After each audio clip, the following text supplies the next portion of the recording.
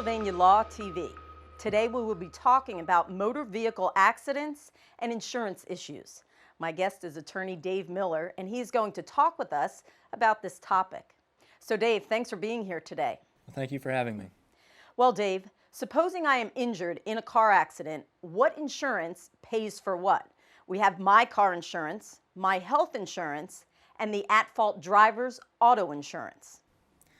Well, this is a very confusing area, and a lot of people have a lot of questions when they first call our office about this. The law in Pennsylvania requires that if you're covered by an automobile insurance policy in which you're the named insured, your automobile policy will pay medical bills up to the amount of benefits you have on your policy. Another version of this, if you're a resident relative. Let's say you're a 18-year-old driver that's still living with mom and dad. They have a policy of insurance. You don't have your own. You're considered a resident relative of their policy, and your primary insurance for your medical bills will be under their policy. Now, the minimum amount of medical coverage on an automobile policy in Pennsylvania is $5,000. You can certainly get more than that, and I highly recommend that. But let's talk about what happens after that limit, whatever it may be, runs out. The next step is your medical bills will then go to your private health insurance. If you have Blue Cross Blue Shield or a Geisinger health plan, they will begin to pick up those bills, and they will be paid according to that policy. Now, under medical coverage on automobile policies in Pennsylvania, there's no copays or deductibles. After you exhaust that coverage, whatever copays and deductibles you might be responsible for under your personal health insurance would then kick in. That's why I highly recommend that if you can afford it, to increase your medical coverage on your automobile policy. As in the end, if you have significant treatment, it's going to be more beneficial to you in the long run from a financial standpoint. Another aspect of this is wage loss. You can have an optional wage loss coverage on your automobile policy, and that's where you would look to primarily for that coverage. Beyond that, you might have a disability policy through work or some policy that you paid for on your own. And after you exhaust your benefits through your automobile policy for wage loss, those types of policies may kick in. This is an area where it takes not necessarily an attorney, but someone who's very familiar with these areas and how to interpret the policy language, because many of the provisions in these policies kind of interplay with each other. And sometimes it does take a law degree to figure out who's responsible to pay for what. But that is the primary order. First, it's your automobile policy, in which you're either the named insured or resident relative, and then your private health insurance would kick in after that. Okay, now let me ask you this. Suppose you are injured by an at-fault driver from another state. Does that complicate things? In some respects, it may. For the response here, I'll assume that the crash would have happened in Pennsylvania. If it happened in Pennsylvania, it's actually a benefit to you for the other driver to have their vehicle registered out of state. If you have full tort coverage, it really makes no difference because you're always able to recover for both your economic and non-economic damages in a crash. But let's say you have a limited tort policy. Normally in Pennsylvania, if you have limited tort, you can only recover your economic damages unless you sustain a serious injury. It's a very gray area of the law, and it's not a position you want to be in when you have been out of work, you've got a lot of medical bills, and you're in pain, and you might have a long road to recovery in pain. Having an insurance company deny your economic and non-economic damages claim because you have a limited tort policy puts you in a very difficult position.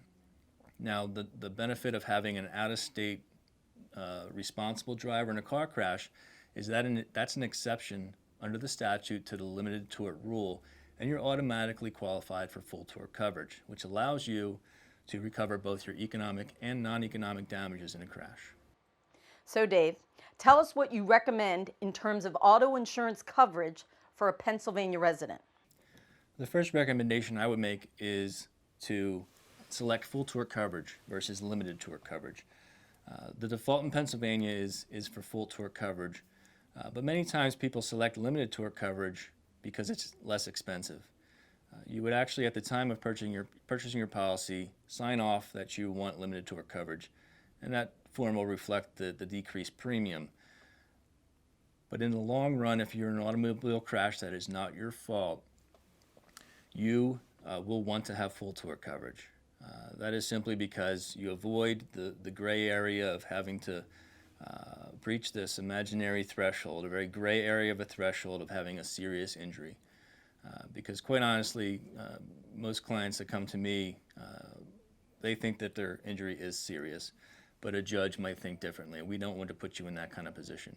You can alleviate that position by simply selecting full tort coverage at the time of your purchase. I would also recommend that you increase your limits of liability. What you want to do is do a self-analysis of, if I'm in a crash and I'm at fault, what coverage do I need to protect my personal assets? The minimum required coverage in Pennsylvania is $15,000 for personal injury to any one person, $30,000 to any amount of individuals involved in one crash, and $5,000 for property damage. Certainly, most crashes with the value of today's vehicles, that is not going to be enough coverage to protect your personal assets if you are found at fault for an automobile crash in Pennsylvania. And then the last thing I would recommend is to increase your medical coverage on your auto policy. The minimum requirement is $5,000 of medical coverage. As best as you can, it makes sense to increase that medical coverage on your auto policy. There are no deductibles, there's no copays under your automobile policy. And if you are in a more significant crash and you need emergency treatment, maybe an x-ray, a CAT scan at the emergency room, that $5,000 is spent very quickly. If you have additional coverage on your automobile policy, then you have a buffer. You have more coverage to use if you need maybe some therapy, physical therapy, or any other type of treatment that you may need, and also medications. It's important to have as much medical coverage you can on your automobile policy. You'll find that is much less expensive than going out onto the marketplace and having your medical treatment resulting from an automobile crash fall into a personal health policy. Very good. Well, Dave, if someone has specific questions, how can they reach your office? They can reach us two ways. One is on the internet at www.o'connorlaw.com, and they can reach us by phone at 1-800-518-4LAW. Thanks for your time today. Thank you. Until next time, this is Dee Lynham for Pennsylvania Law TV.